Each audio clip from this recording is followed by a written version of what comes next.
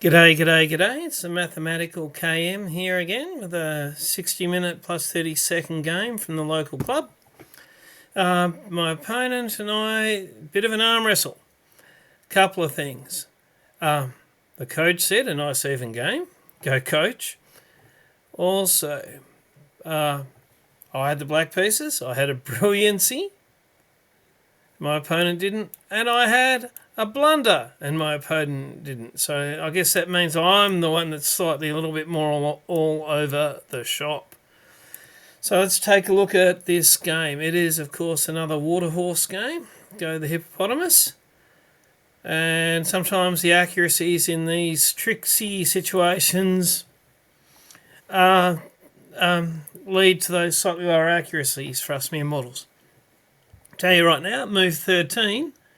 The games on 3 of our immediate neighbouring tables had finished and no blood had been shed on our board yet. So without further ado, let's get cracking. So here we go. Queen's pawn, G pawn, looking Londonish, D pawn. The knight comes in behind the bishop.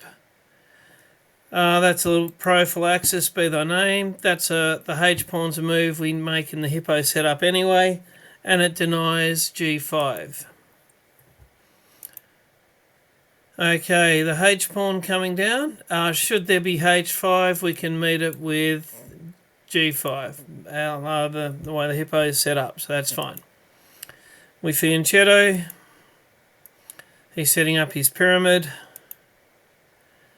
E pawn comes out. He brings out his light squared bishop. One of the first of our 2 knights into the middle. He finishes his pyramid.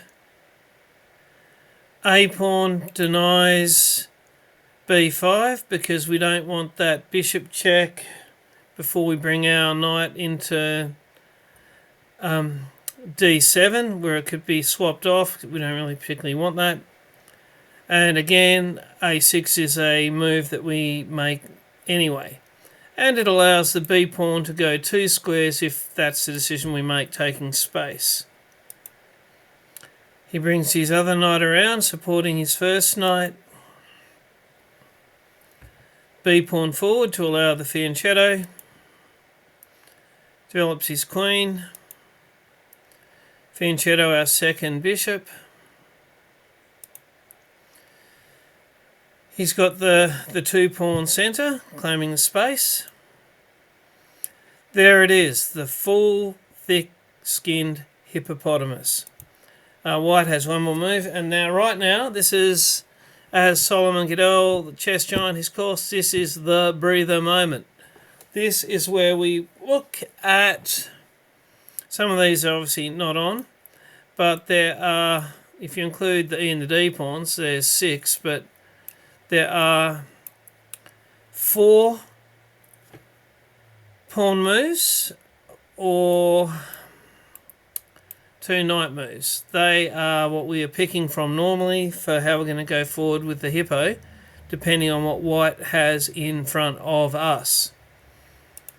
Now normally you look at which of these 2 pawns is the least defended, and that's the one that you'd like to go for.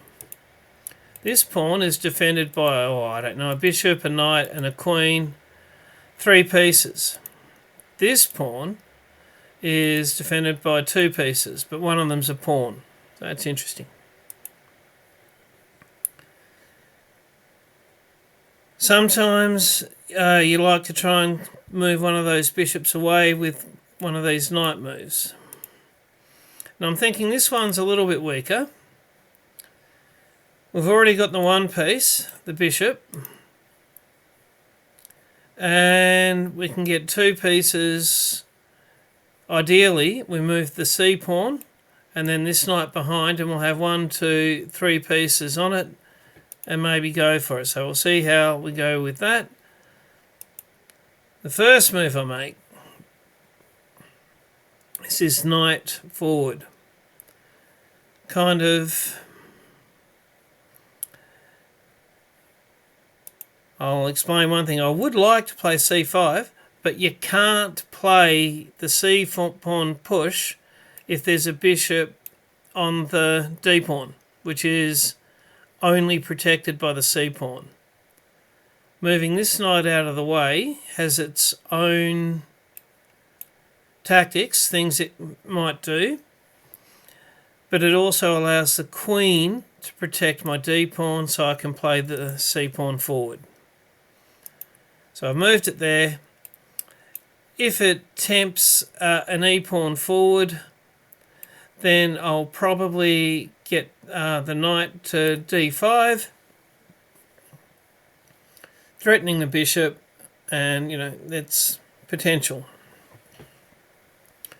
So what happens? He moves that knight away, looking to reroute it to come back. He perhaps didn't like allowing the g4 square where I could have dived in, so he's denying me that. But I've gone with c5. Now at the moment I've only got the pawn itself on there. Should I move my knight away, I'll have 2. And if his pawn takes me now, then I can take with my b pawn, and that gives me a little bit, it's a centre pawn for a flank pawn really. We'll see how he goes. Computer really likes it. He's brought his knight in, and you can see why the computer likes it. This pawn is only protected by the queen, and it's attacked by the bishop and now the knight. So 2 attackers, 1 defender, d pawn's in trouble. B pawn has got no defenders and 1 attacker. I need to defend both of these pawns. Is there a move? Yes, there is. That was a great knight attack. This is a great backwards, hard to see, knight defensive move, giving me 2 defenders on the d pawn, which is what I need, and 1 defender on the b pawn, which is what I need. So they're defended. We've got the tension still with this my c and white's d pawn. He castles. I think we can both sort of sense that this might break open in the middle, and our kings were in the middle. And I can see the same, sense the same. Lining a rook up on my queen. Computer says it's dubious, but if it does break down in the middle, it does make sense to have a rook looking at a queen. What did I say? Having a rook looking at a queen. And it's plus 1.2.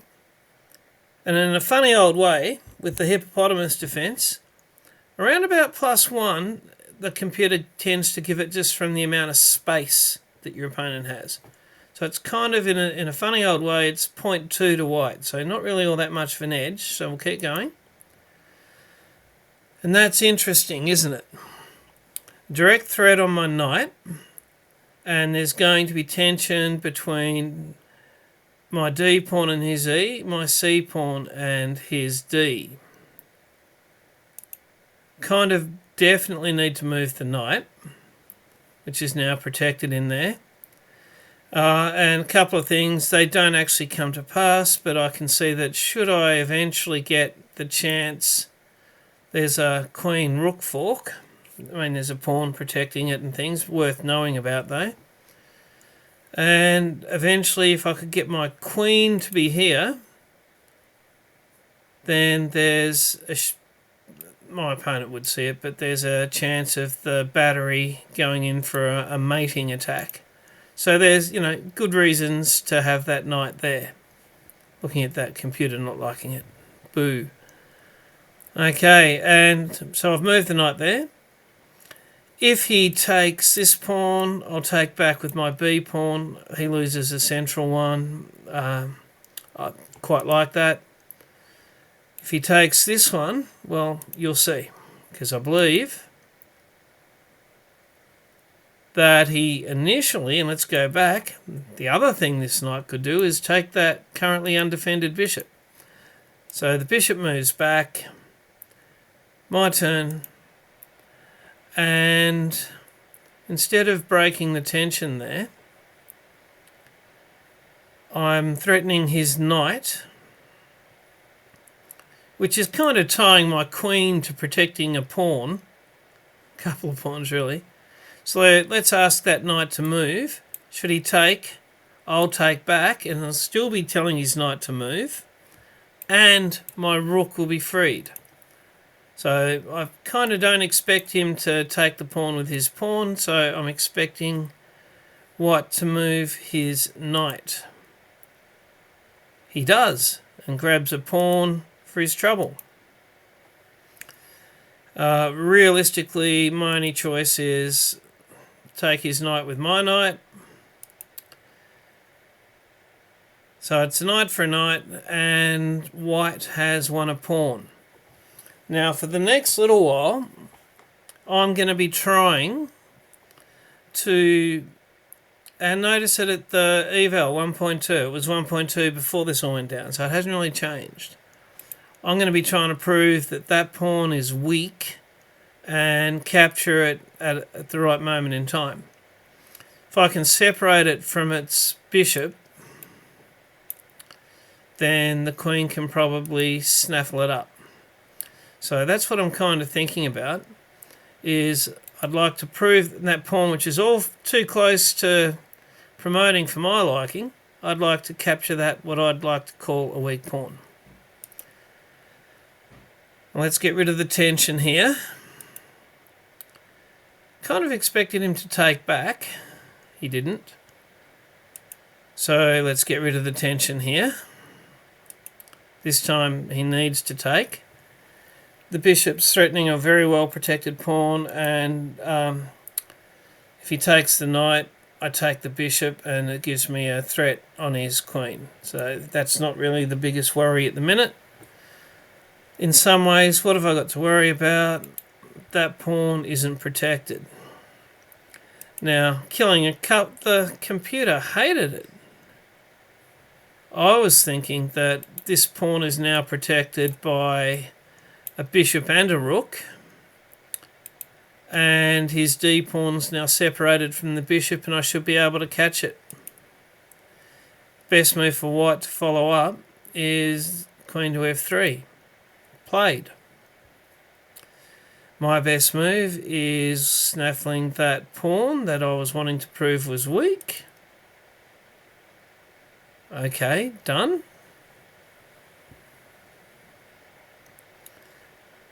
So I'm not quite seeing why that was such a bad play by me, because it's, both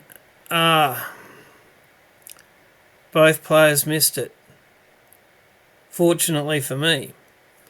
For my erstwhile opponent, if he's watching this, the reason that didn't work so well for me is, and you can see the second and third best are well in black's favour. There was one good move. Because I said, apparently I've captured that central pawn. White doesn't have any pawns in the centre. I've got two.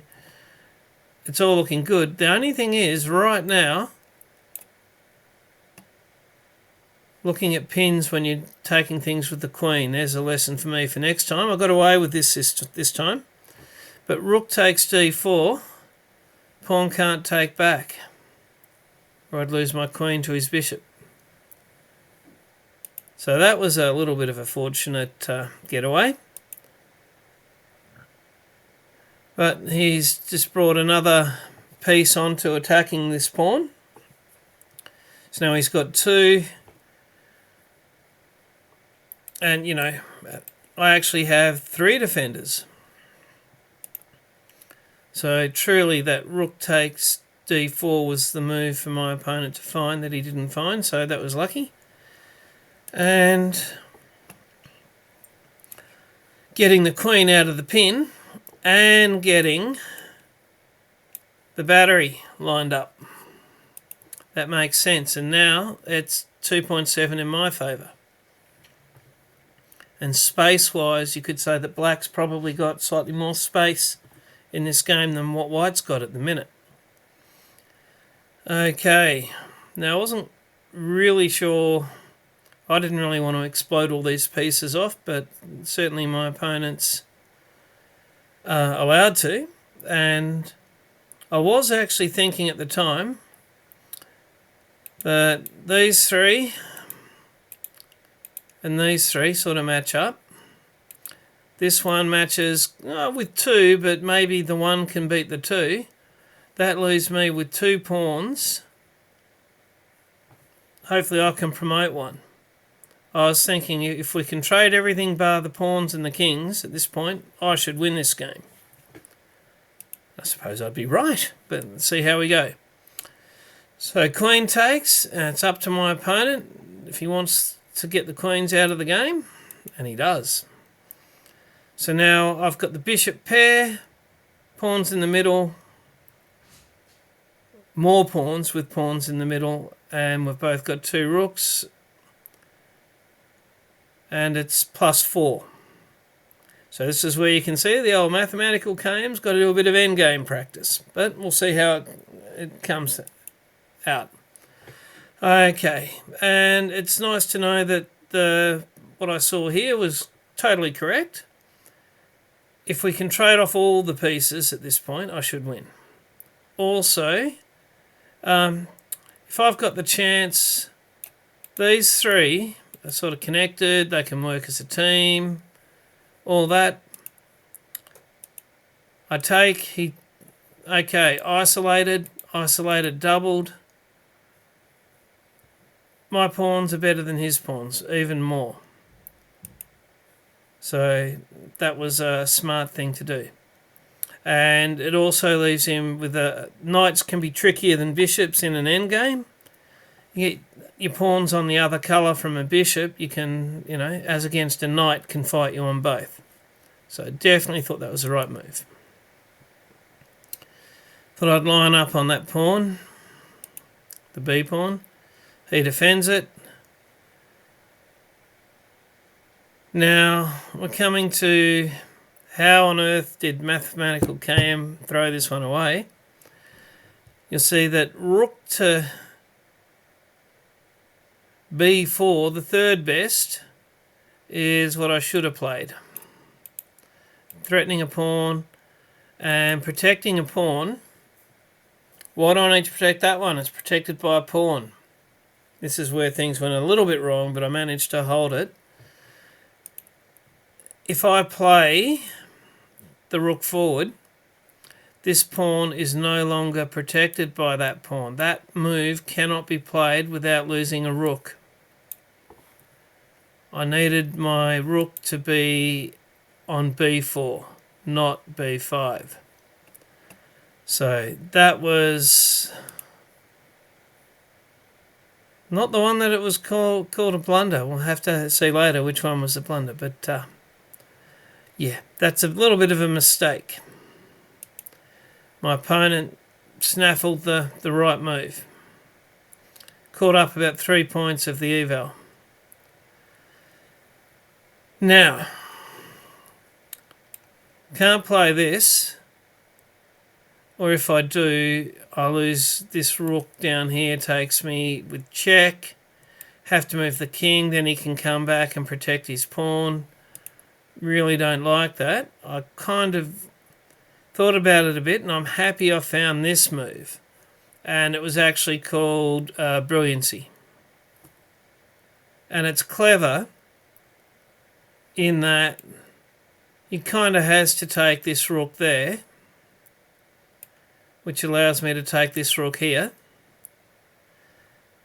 And we end swapping a pawn and a rook each, and I don't end in check, and I've got this rook near my king in a relatively safe place. So hence that was a bit of a hard to see way out of a bad situation. But he chose to keep all the pieces on. Computer didn't like it, but I can kind of see in the same way I'd like all the pieces to go off, my opponent wants to keep enough on. while he's down in a bad pawn situation.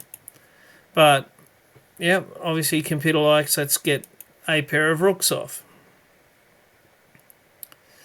This pawn is currently protected by a rook and a knight, and attacked by a rook and a bishop, and attacked by a rook and a bishop.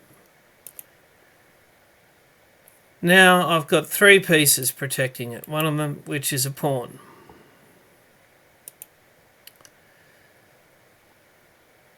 He's getting his rook across.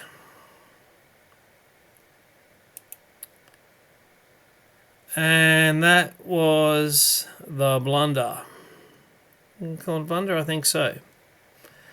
Reason being, I can see that he's going to be able to bring his rook to here, threatening that pawn and this, even though it's protected at the minute, pawn. So a move like this is a lapse of reason, because this pawn will no longer be protected. This pawn's not protected. He's got a dual threat. I'll only be able to protect one of them with my next move. I'm going to lose a pawn, which is kind of vital at this stage. So, yeah, that was kind of throwing... Well, we'll see about throwing the game away. It's certainly going to win white a pawn. Protected that one. Can keep my massive pawns there. Hopefully that might help me win in the end. He takes. I've got a real problem over here that I've got to work to deal with. Move the king up to help defend the f-pawn so I can move my bishop. He pins the bishop to the king. Move my rook so I can get my rook out, threatening that dangerous pawn. He starts to bring his king. Move my rook to here so that he can't get his rook there.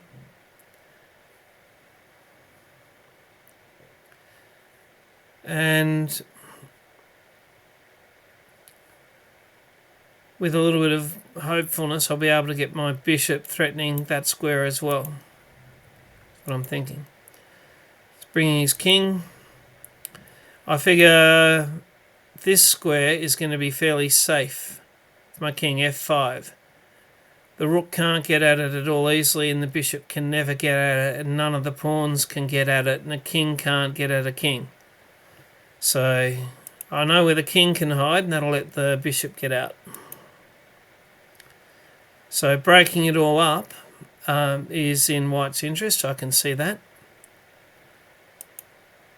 But I'll let him take me and take the tempo to get the bishop. So now if the pawn comes forward, I can take it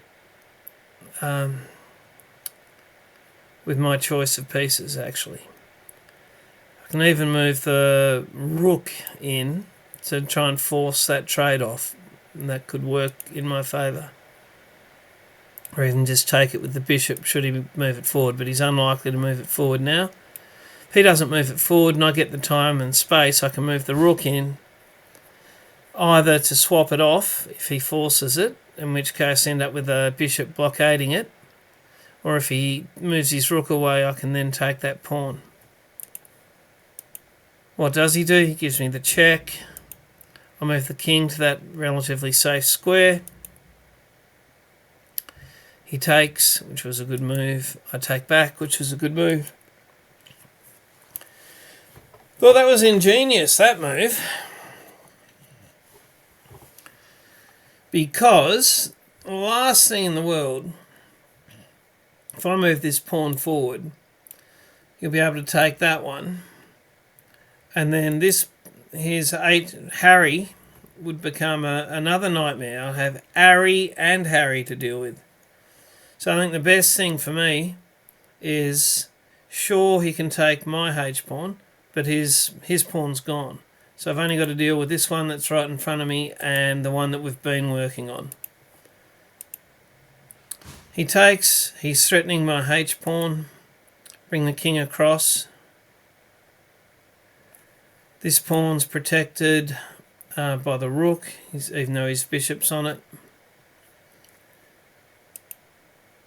Now he's got the bishop and the rook on that pawn. And at this point in time, one thing I was vaguely thinking about was, what if I move my pawn forward, threatening the bishop? He'd probably take this pawn, which is check. I'd take, which is check. He'd take. And then what's left, he's got a bishop here. I've got a bishop here. This pawn was there. I could move my pawn to there. It's white's move. So would I be able to get Harry through? And with his dark squared bishop there and the king's roughly equal distance, not sure. Probably not. And he has 2 pawns, and my bishop's kind of trapped looking after that one. Totally not confident about what way that endgame would go. So I've come back, protecting that pawn. There you go. And it was a hard-fought draw. Again, 3 neighbouring games ended before we shedded any blood. Had to fight hard for that advantage I had for a while. And I made one little slip up for a vital pawn loss in my A pawn. And my opponent played very well to force the issue. All in all, in some ways, that is the perfect result for a very hard-fought arm wrestle. Anyway, that's all for now. Thanks for watching and subscribe to the channel. Okay, bye.